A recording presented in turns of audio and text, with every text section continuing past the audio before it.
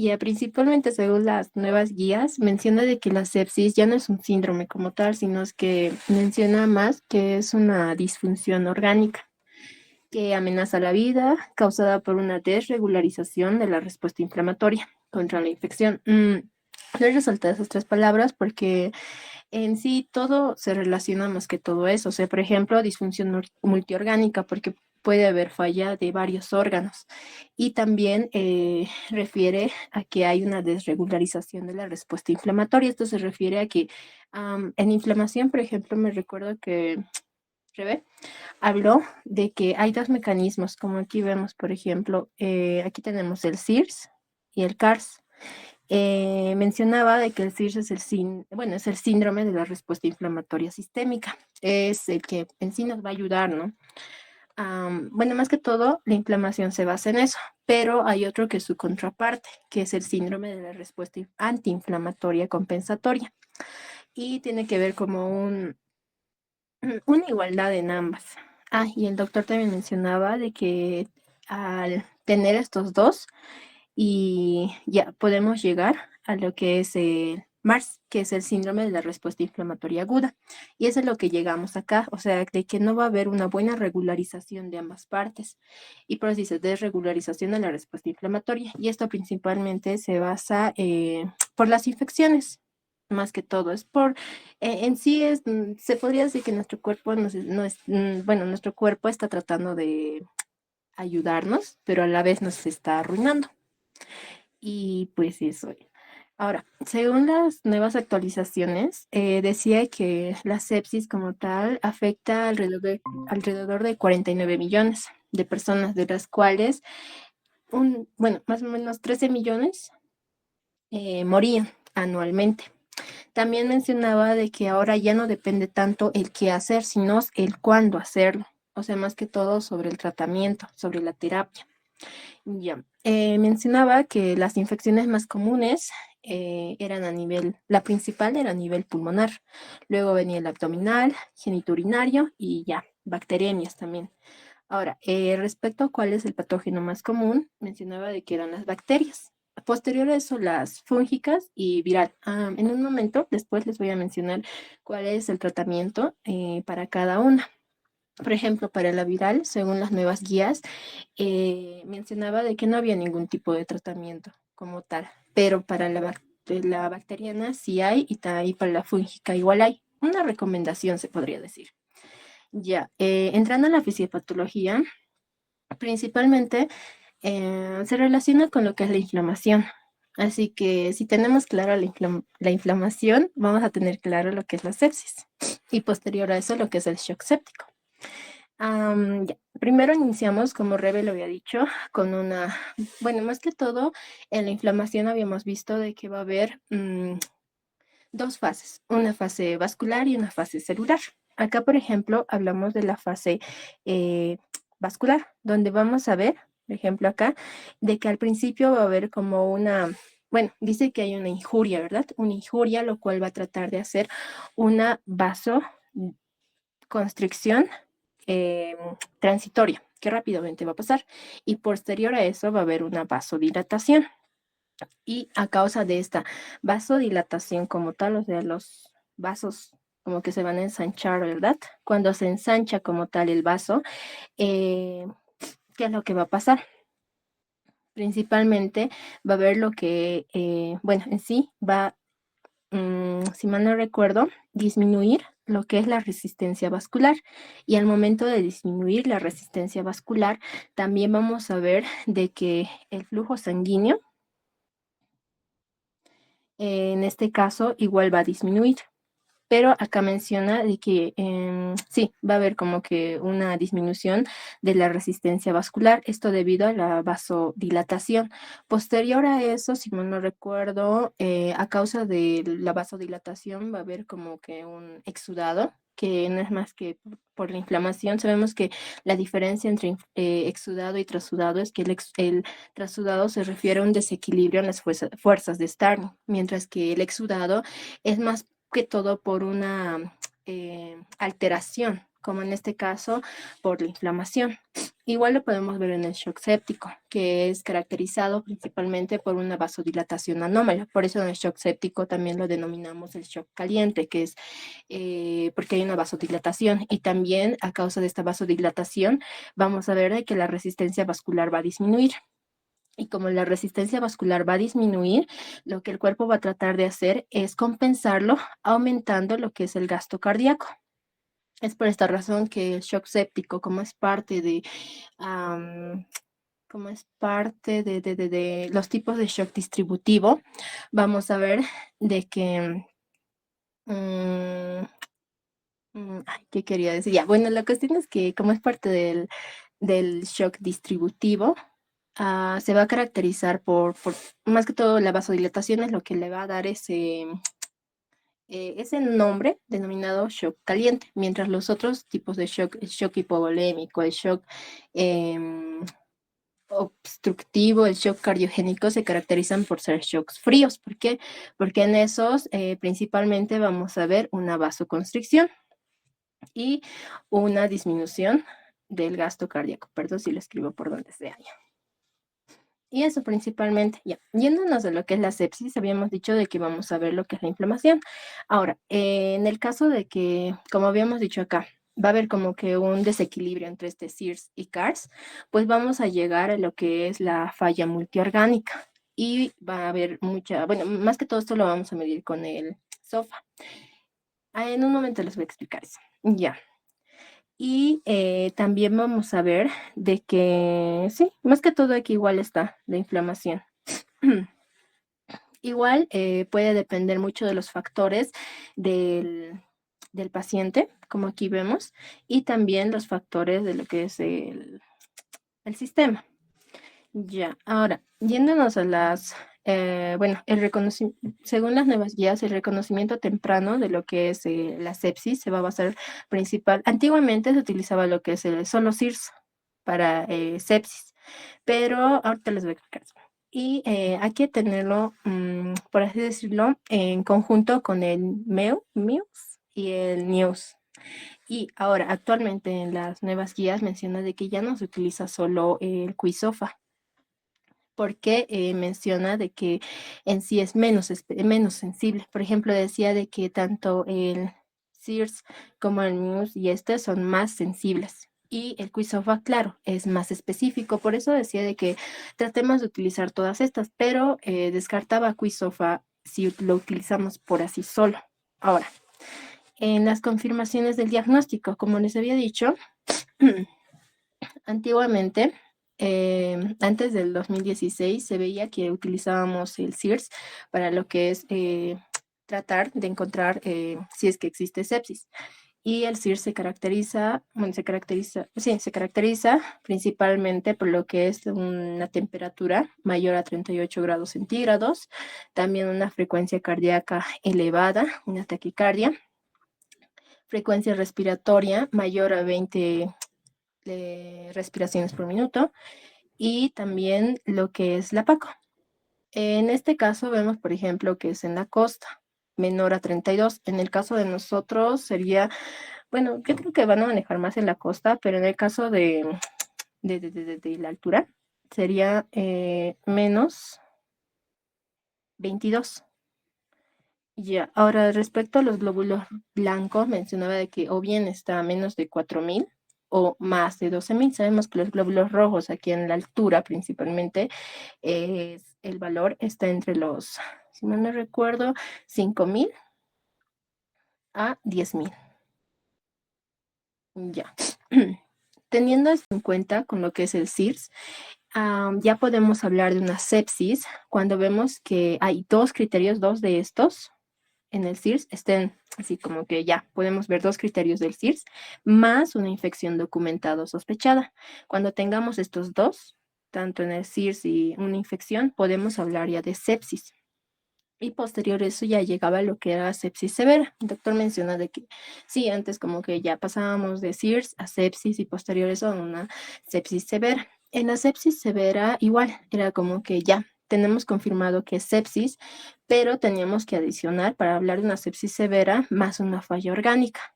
adicionando también una hipotensión arterial, una presión arterial media, menor, una paz menor a 90 milímetros de mercurio. Y posterior a eso, si ya teníamos confirmado lo que es la sepsis severa, ya podíamos hablar de un shock séptico, como aquí vemos. Si es que en el caso de que vemos sepsis severa más una hipotensión persistente, como habíamos hablado en shock séptico, se refiere a que siempre va a estar como que la presión arterial baja. Más que todo se caracteriza por eso. Eso era antes. Ahora el doctor mencionaba de que ya no nos basamos tanto en el CIRS, sino es que más en lo que viene siendo el SOFA. El SOFA, más que todo, es utilizado para delimitar lo que es la falla orgánica. Falla orgánica. Bueno, falla de los órganos, ¿no? Órganos. Ya, falla de los órganos.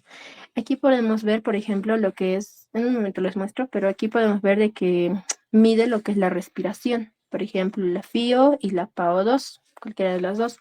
También el tiempo de coagulación, bueno, el número de plaquetas. Sabemos que el número de plaquetas es más o menos de 150.000 a 450.000. También vemos lo que es el hígado, viendo las bilirrubinas, cardiovascular, viendo lo que es la tensión arterial, el sistema nervioso central con ayuda del Glasgow y renal con lo que viene siendo la creatinina.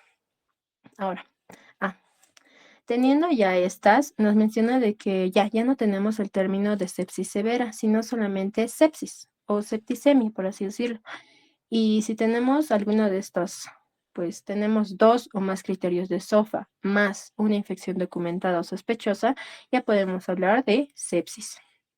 Y si tenemos ya sepsis más ya, en este caso, si digamos, ahorita les voy a hablar, pero eso, en el caso de que haya tratamiento, bueno, en el caso de que se haya hecho un tratamiento con vasopresores y la presión arterial media no ha bajado de 60, bueno, no, sigue baja, o sea, sigue con menos 65 milímetros de mercurio, también adicionando lo que es el lactato sérico. Bueno, en esta parte, para hacerlo más entendible, en el caso, por ejemplo, los vasopresores, ¿qué es lo que van a hacer? Una vasoconstricción. ¿Y esto en qué nos va a ayudar? Al momento de hacer una vasoconstricción, ¿qué es lo que hacemos? Vamos a tratar de elevar lo que viene siendo la PAM, la presión arterial media. La presión arterial media, ya sabemos que es igual a 2 veces la diastólica más la sistólica dividido entre 3. Si es mayor o igual a, mayor a 65 milímetros de mercurio, nos quiere decir de que hay una buena perfusión.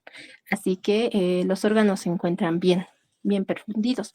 Pero en el caso de que esté, ay, no, creo que era menos, sí, esta parte, menos de 65 milímetros, nos quiere decir de que no hay una buena perfusión. Y esto que va a hacer de que las células como tal no reciban el oxígeno necesario.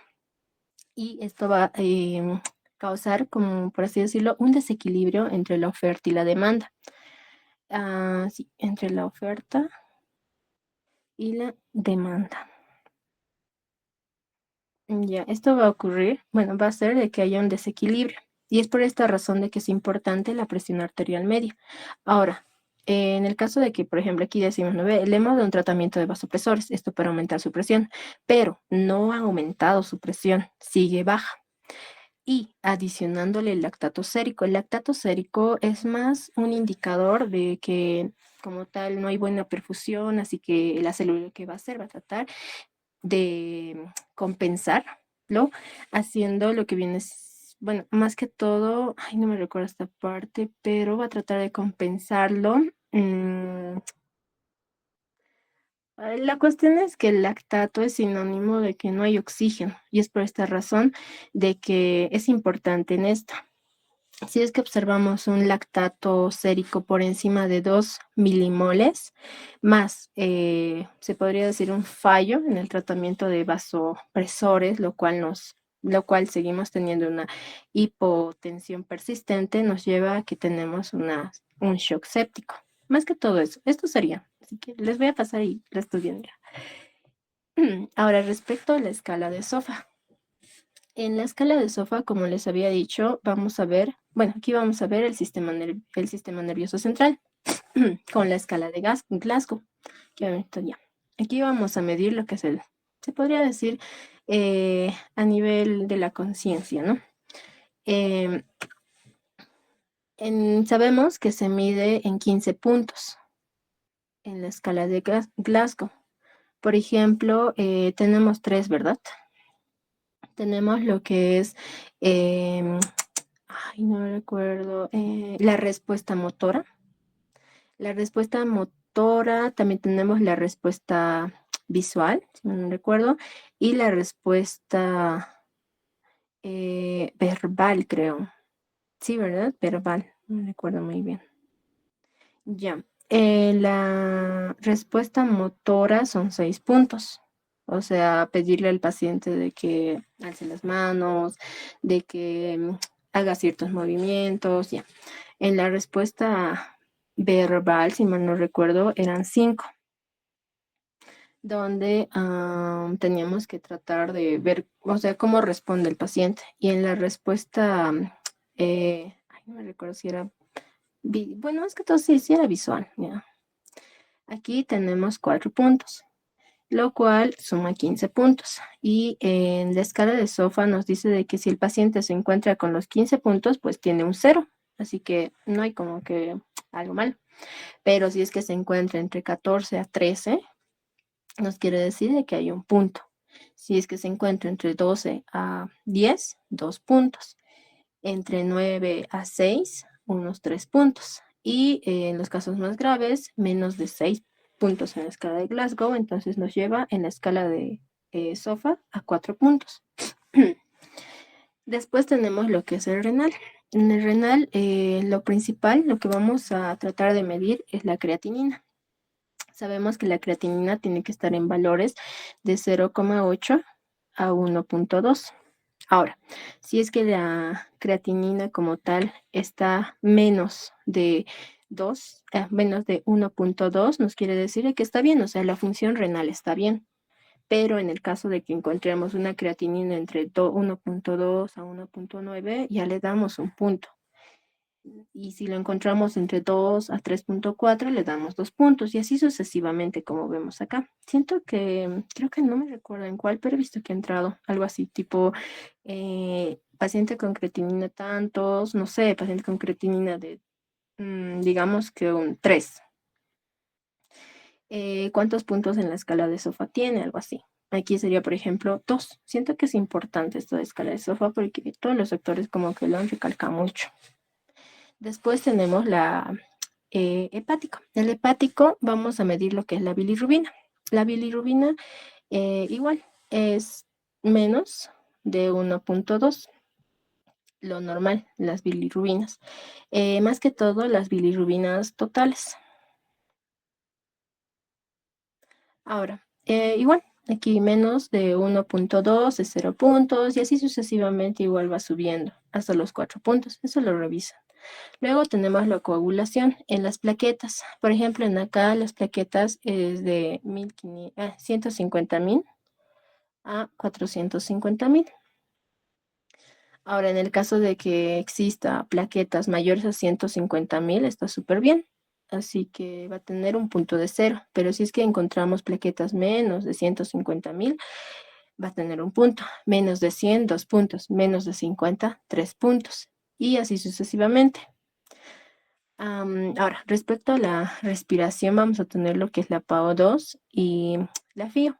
Aquí, como vemos, igual es como que más memoria, siento yo. Y así. Después tenemos el cardiovascular. En el cardiovascular vamos a medir lo que es la presión, sí, es la tensión arterial media en este caso. Aquí, por ejemplo, esta imagen es acá en internet, así que estas están bien, o sea, lo de arriba está bien, solo que en acá, según las nuevas guías, es 65. Tiene que ser 65, ya no es 75. Si es que se encuentra por encima de 65, está bien.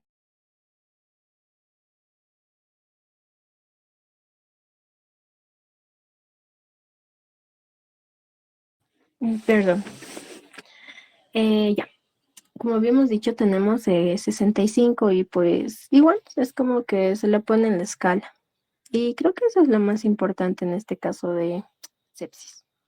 Más que todo es memoria. Ahora, las limitaciones de los nuevos avances. Principalmente nos habla de que la validación de los criterios en base, bueno, más que todo, los nuevos avances se han hecho en base a cortes retrospectivos, o sea, en pacientes que ya han pasado por una sepsis. Así que no es como que muy seguro. Ahora, en la hiperlactatemia, así como les había dicho, Am, si tenemos un criterio, bueno, un lactato sérico mayor a 2 milimoles, ya podemos hablar más, estos dos, ya podemos hablar de un shock séptico. Así que igual, en las nuevas guías igual hablan sobre eso. El SOFA y el QI-SOFA se han validado como predictores de mortalidad. Como tal, no son tanto como para diagnosticar sepsis, sino principalmente, el QI-SOFA ya casi no se utiliza, pero el SOFA es más que todo para una falla orgánica, para una falla de los órganos, como habíamos dicho. Por ejemplo, vemos el sistema nervioso a nivel renal, a nivel hepático, a nivel de la coagulación, a nivel del respiratorio y a nivel cardiovascular. Así que es más para una falla orgánica.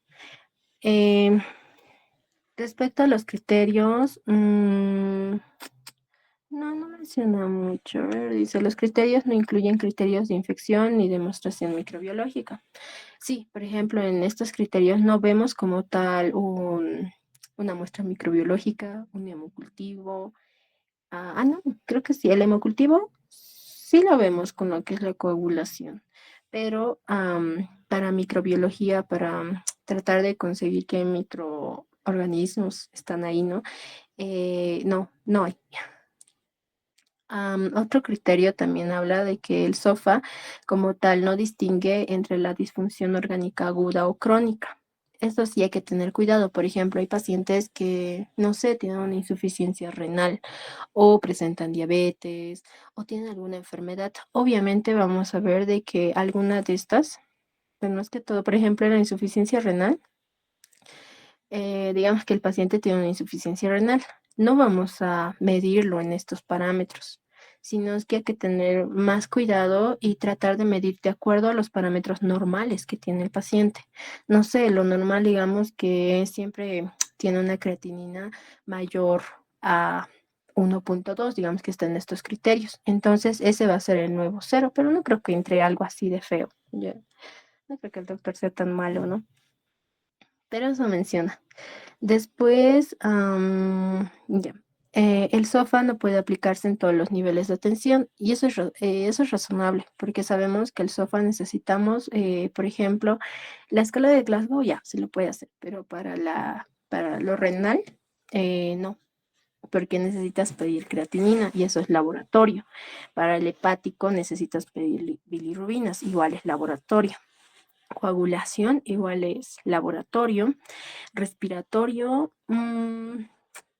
puede ser. Y cardiovascular ya, se lo puede tomar, pero lo otro es laboratorio. Y por esas razones que dice que no es aplicable en todos los niveles de atención. Ya. Yéndonos al manejo, las nuevas guías, y también en la TEO he visto de que hay un manejo hemodinámico principalmente. ¿Cómo lo hacemos? Los pacientes que presentan ya sepsis, pasamos por el primer paso, que es la reanimación, administrando ¿qué? Líquidos para revertir lo que es la hipoperfusión, como aquí lo van a ir leyendo. Después pasamos a lo que es la optimización. En la optimización tratamos de establecer una perfusión orgánica, bueno, una buena perfusión a los órganos, por así decirlo. O sea, al principio como que tratamos de rápidamente administrarle, luego tratar de manejar en los parámetros normales y también en la 3 que es la estabilización. Siento que reanimación, optimización, estabilización y finalmente evacuación.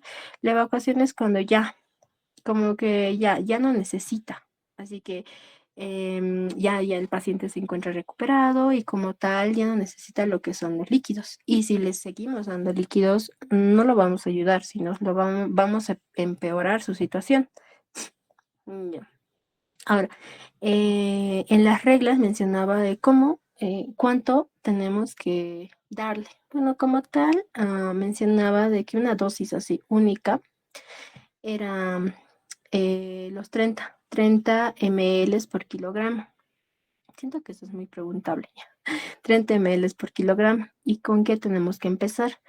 Menciona que como que con lo que tenemos que empezar principalmente es con cristaloides balanceados, pero es de primera línea. Por ejemplo, no el lactato Ringer como tal, sino es un Ringer normal, más que todo. Después vemos la solución salina, el 0,9%. La albúmina, menciona de que sí se puede utilizar albúmina, pero eso sí, hay que tener cuidado. Y almidones y gelatinas mencionan de que no, está recontra indicado, como que no podemos meternos con los almidones o las gelatinas. Suena raro, pero sí. Ya. ¿Qué hacemos si no mejora? Si no mejora, le vamos a administrar lo que son los vasoactivos, vasopresores. Menciona de que el principal vasopresor que debemos utilizar es la norepinefrina. Ese es el principal. ¿Para qué? Bueno, es el de primera línea, la norepinefrina. ¿Esto para qué? Para poder mejorar lo que es la presión arterial media. Y en el caso de que no, digamos de que no hay una mejora, se le puede añadir otros vasopresores periféricos. Vasopresores periféricos.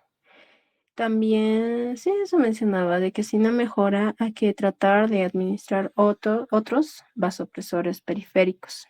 Más que todo eso. Ahora, en el manejo antimicrobiano, no sé si habrán visto, hay una tablita como tal, menciona de si es o no es un shock. No recuerdo, a ver, dice. Sí, tomar hemocultivos siempre antes de los antimicrobianos. Eso antibióticos, perdón. Eso mencionaban aquí en el artículo ya.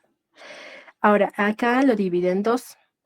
Si hay presencia de choque, bueno, shock, en este caso shock séptico, o en el caso de que no haya presencia de shock. En el caso de que haya presencia de shock, ¿qué es lo que hacemos? Damos antibióticos inmediatos. Esto en menos de una hora. Le tenemos que dar antibióticos de amplio espectro en una hora. Menos de una hora, perdón. Ahora, en el caso de que no haya shock, es solo una sepsis, tenemos estos dos criterios. En el caso de que es una sepsis, probablemente, o sea, es como que es una sepsis definitiva. Entonces, tenemos que utilizar igual antibióticos inmediatos en menos de una hora, igual que en menos de una hora. Pero en el caso de que sea una posible sepsis, podemos darnos el lujo de esperar hasta las 3 horas. Le podemos dar lo que son los antibióticos en menos de 3 horas. Creo que era una pregunta, no sé si es una antigua pregunta, pero eso menciona las nuevas guías. Si es un shock séptico, hay que darle antibióticos inmediatos en menos de una hora. Ahora, si no es un shock séptico, pero es una sepsis confirmada, igual en menos de una hora. Y si es una posible sepsis, en menos de 3 horas. Por ejemplo, aquí dice las 3 reglas de oro. Se utilizan antibióticos de amplio espectro y dirigidos al foco. Y lo mejor es con una duración mínima necesaria. En un momento vamos a hablar también de los factores de riesgo. Por ejemplo, aquellos pacientes que presentan, pues, ¿cómo se llama esto? Staphylococcus aureus metilino resistente, o hay otros que son pseudomonas. Por ejemplo, las pseudomonas sabemos que son muy resistentes, que tienen una resistencia innata, o sea, natural por sí solas, mientras que las Staphylococcus metilino resistentes igual tienen, por ejemplo, si mal no recuerdo, las beta-lactamasas. Y pues eso, ya.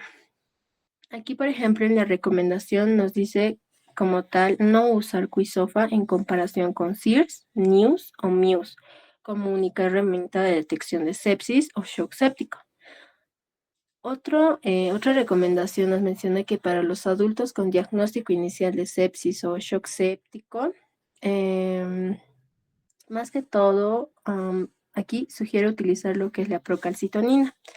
La procalcitonina sabemos que es como lo mencionaba, un factor de inflamación aguda, un reactante de fase aguda. Y como tal, aquí por ejemplo el resultado, la procalcitonina puede servir como tal para la duración del antibiótico. Por ejemplo, le damos al paciente el antibiótico y poco a poco vamos a ir midiendo lo que es la procalcitonina. En el caso de que la procalcitonina baje, lo normal es de menos de 0.5 nanogramos. Si es que se encuentra por encima, hay que seguir dándole el tratamiento al paciente. Pero en el caso de que ya se encuentre bajo, es como que ya podemos quitar el tratamiento. Esto quiere decir que sí está funcionando el tratamiento. Por eso dice las nuevas guías que solo lo utilizan para pues el tratamiento. O sea, es como que para saber hasta cuándo tenemos que utilizar un antibiótico. Ahora aquí igual habíamos visto del MERSA para adultos con sepsis o shock séptico con alto riesgo de Staphylococcus aureus metilino resistente, recomendamos el uso de antimicrobianos empíricos que cubran a estos. O sea, por ejemplo, puede ser no sé, con unos inhibidores, asociarlos con inhibidores de las beta-lactamasas. Después, o si nos contra grupo, por ejemplo, las vancomicinas. Otra recomendación nos menciona que para los adultos igual con MDR un riesgo, sugerir el uso de 2 antimicrobianos con cobertura de gram negativas. Es lo que menciona. Y después, sí, como les había dicho, igual va a haber hongos. Para adultos con sepsis o shock séptico con alto riesgo de infección por hongos, se sugiere lo que es el uso de terapia antimicótica, empírica. En el caso de que no exista como que la sospecha de que hay hongos, pues no se lo pide. Pero en el que sí, sí se lo pide. Y es por esta razón que aquí, por ejemplo, dice, ¿dónde estaba?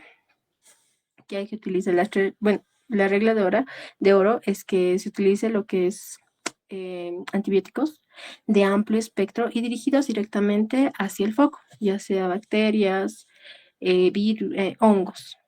En el caso de que sean virus, la guía menciona de que no se utiliza nada. Eso es lo que dice.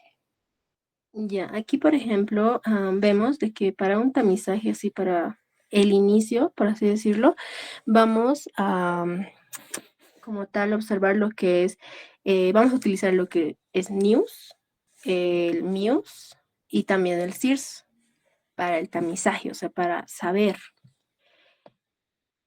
Como tal, la hora dorada, sí, en acá, por ejemplo, para la administración de cristaloides les había mencionado que tenemos que administrar 30 ml por kilogramo. Esa es la regla, 30 ml por kilogramo.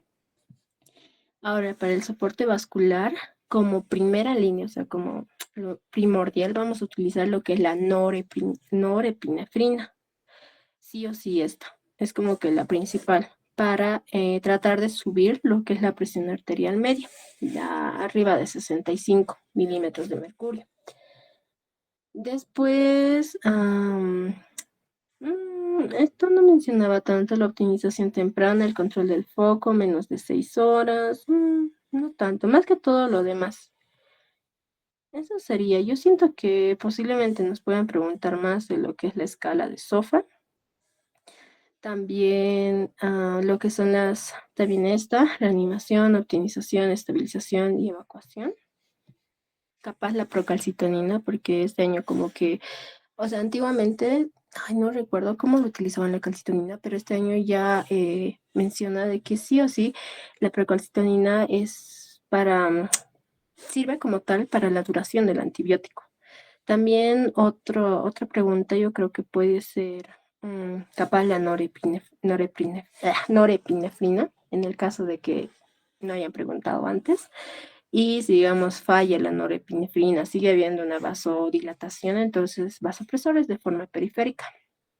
Otro también puede ser lo que son los cristaloides para la fluidoterapia. Los cristaloides, la solución salina, el uso de albúmina y no utilizar lo que son los almidones y gelatinas. Eso sí está recontraindicado.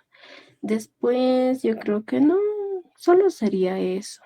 Más que todo, yo siento que sepsis va muy de la mano de inflamación, así que tratemos de estudiar bien inflamación, porque inflamación he visto que son muchas cosas, pero sepsis no es tanto, o sea, los doctores como que han ido redundando, redundando y redundando. Así que no creo que sea tanto. Más que todo esto, sofa, uno que otro de estas, la fluidoterapia, los, el uso de vasopresores, también el manejo, esto yo creo que también puede ser, porque he visto una tabla. Porque, por ejemplo, lo he hecho con IA para que se vea más entendible, pero esto dice, y del tiempo también, en el caso de que es una posible sepsis, menos de 3 horas, pero en el caso de que sí sea sepsis, menos de 1 hora, y en el caso de que sea shock séptico, igual, menos de 1 hora. Después, solo eso. Y eso sería todo, chicas, yo creo que solo somos nosotros. ¿Alguna pregunta, algo? Creo que eso sería todo. ¿Tienen preguntas?